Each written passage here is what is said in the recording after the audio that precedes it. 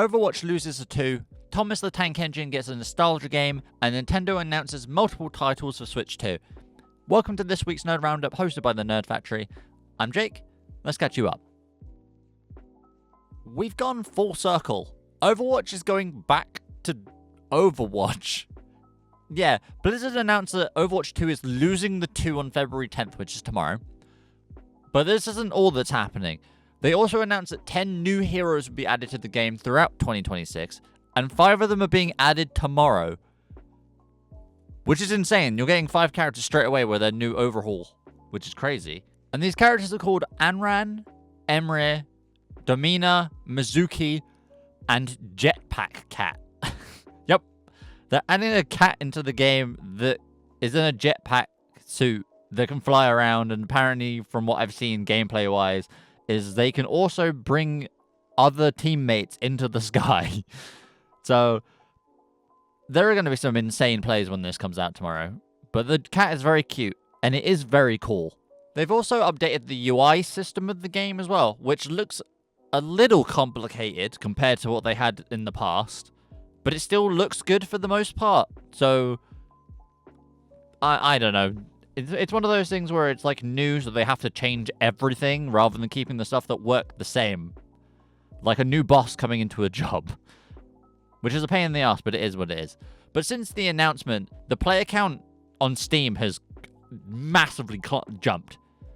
Like, it's in its highest peak in years, which is actually insane. It's currently beating both Battlefield 6's and Call of Duty's concurrent player base combined. Which is crazy, and that's just on Steam. Most of the player base still play on Battle.net, which doesn't have, like, any logs for player count. And then you're not even taking into consideration the console versions. So there are probably hundreds of thousands of people going back to the game, which is good. Competition is good. Because Marvel Rivals is such a good game. As you've seen, most of the Nerd Roundups are in the background Marvel Rival content. Because I love that game. I play it most of the time. So Blizzard has kind of got to get their act together. And they've very much shown that with this announcement. So I'm very excited to see what both of these games do in the next year or two. Because it's going to be a fun time for us gamers. The game you didn't know you needed. Thomas the Tank Engine is getting a video game in its nostalgic CGI form, not the new updated computer rubbish that they've got going on, like most things that they change. The game is named Thomas the Tank Engine Wonders of Sodor. You'll be able to play through 8 stories, each featuring the full narration by legend Mark Morgan. I think that's how you say his name. I'm not very sure.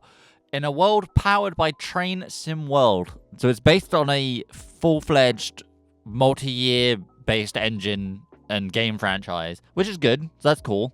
You'll also be able to play in first or third person in an open world you can freely explore with 5 playable characters: Thomas, Diesel, Emily, Gordon, and Percy. The game doesn't currently have a release date, but it will be available to purchase starting at $29.99, which is kind of insane for what it is. And I'm actually ironically going to buy it. I've never played train games. Do I like trains?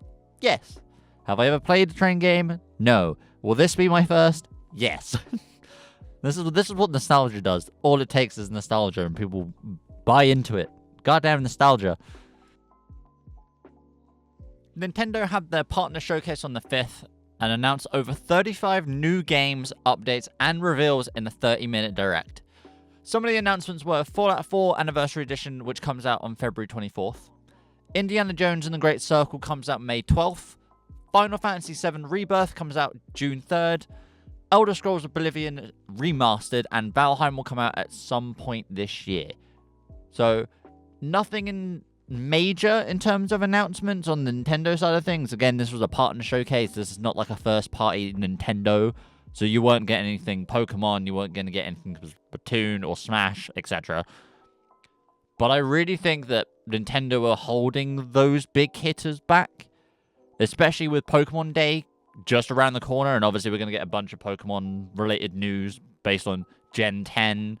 There's rumors that there's going to be a Classic Collection, so like all the games from Gen 1 to Gen 7, apparently, are the rumors. So all the things that aren't on Switch are getting put into one game, which would be insane, and probably the best-selling game of all time, if I'm being honest.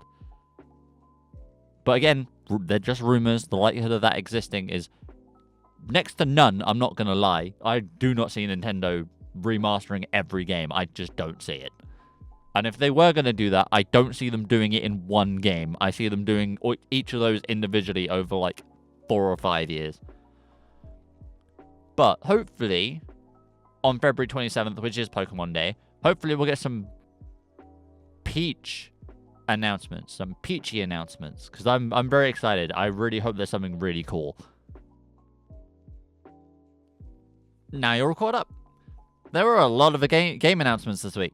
Like a lot. Us gamers are eating real good. God.